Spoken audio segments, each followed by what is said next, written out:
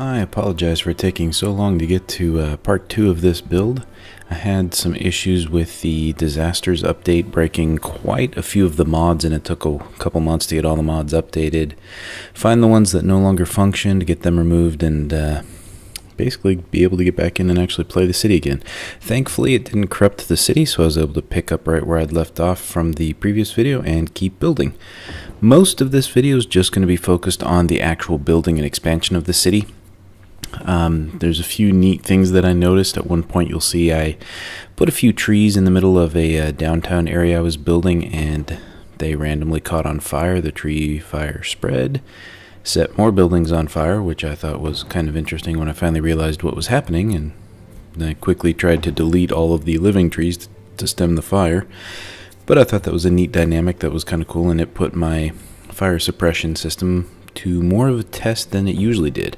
It also brought up an issue because the fire trucks would be dispatched to put out one of the 5 fires in the area, and then once they were done they'd go back to the fire station instead of driving to the next fire and continuing. So I thought that was kind of dumb, but ultimately it was much better than the typical fire of one building every now and then that really doesn't stress anything, because if it burns down, just that building burns down. Now the fires can actually spread if it takes too long for your fire trucks to get there, so that's awesome.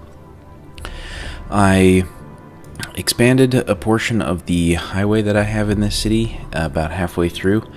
I was trying to mimic this city, kind of a conglomeration of multiple mountain towns with sort of a nice downtown centralized area. So the highway, I kind of weave it through a canyon, so it's similar to Glenwood Canyon in Colorado and some others around the country, so I thought that was kind of cool.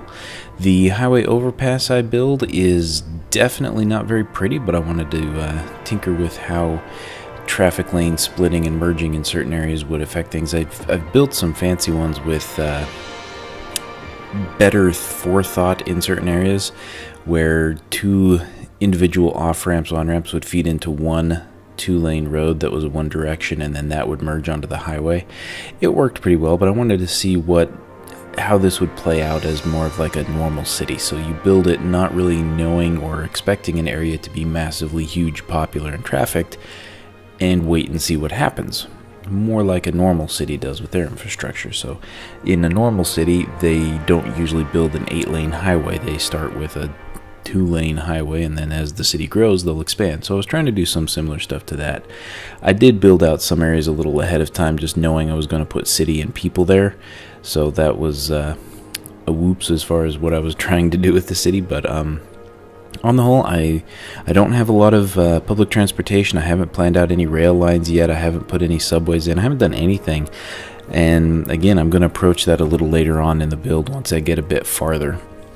So this video is covering everything up to that point. The last main real discussion point that I wanted to mention was the downtown area that I build towards the latter half of this video. And I know this is a bit longer of a video, but my last one kind of skimped on the building.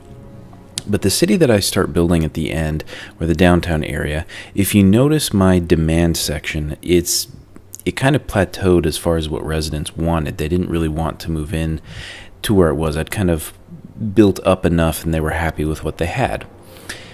The reason and main problem I was facing at the time wasn't really a problem. I'd planned it. I hadn't built a lot of schools or things that would continue the development and make an area really enticing for people to move into. I don't want to create an over-demand situation. What was in demand was commerce. Commerce is something you have to be kind of careful with. If you build too much commerce, they may have issues moving goods to the citizens that are there. Build too little, and the citizens won't have any ability to purchase the goods that they need, so it can be a balancing act. So I tried to maintain about 50% or 30% of commerce demand. Industry, I didn't really plan this to be a massive industrial area. I'm going to use the areas that I have now towards the northern side of the map, clear out the resources there, and then probably demolish that area and build it out. I've mostly just built those for some jobs. I may consolidate a few to separate areas once the resources are tapped out there, but on the whole, it's not going to be an industrial city. I don't mind importing that stuff. That's what most mountain towns do.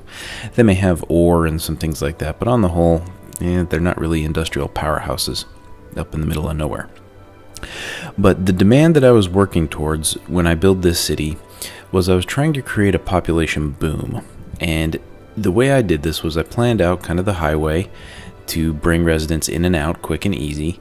Then I built the exit ramp that would be the centerpiece of that portion, built a couple nice schools, some high-end hospitals, medical, fire, police, all of that stuff, built the high-end stuff to give really good coverage to that area. And what that started to do as you watch is you'll see the demand actually starts to pick up once I do that. The residents really want to move in now because I've created an area of the city that's really going to be highly popular. So I don't initially build it out. I let demand build up a little more, and I plot a few more areas for it and get a few more things squared away. And then as soon as I start dropping the high-density residential zones, they fill up almost instantly. And it lasted a little longer than I thought, so I kind of created a bit too much of a boom. But that does help because not only will that area really grow and be powerful very early, but it also helps with my income and revenue.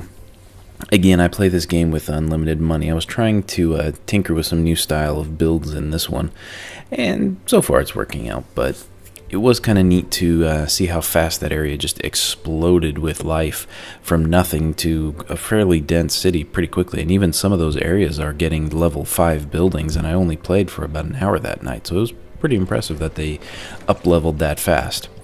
Some of the high mountain regions up on the peaks and things that I'm building up there, I'm trying to create sort of a mountain town up on the top of the peaks, and then as it gets down into the valleys, it's more going to be like the richer areas of Aspen where they're kind of isolated off on their own. They have cabins. I'll probably build the area with a bit more land in mind to maybe put out some more trees in that area, but I thought the mountain area would be kind of pretty to put those up there. I also added a new power asset, which is the solar collector, which I did not know would animate and track the sun, so I thought that was kind of cool and a nice little addition to the city. I like the green power.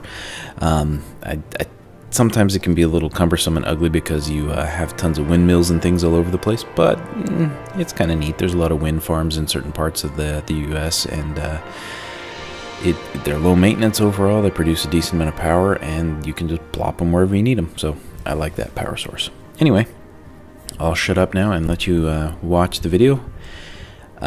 Part 3 will be coming. What I'll probably end up doing is build the city up a lot more and then revisit, with part 3 being kind of the conclusion to this city more towards the end, and I will focus a little more on a more developed city. I will film some things of having to fix traffic flow. There is a little bit of that in here with Traffic King, where I'm going through and assigning lanes to specific vehicle movements just to better handle the flow of traffic, which is a great feature.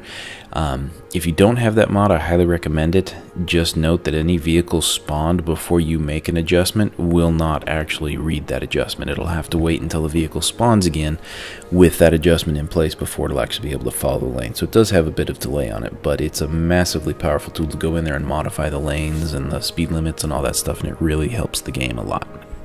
So what I will probably do is a part 3. I still have some more of the pretty flying around footage, which I'll probably begin with in part 3.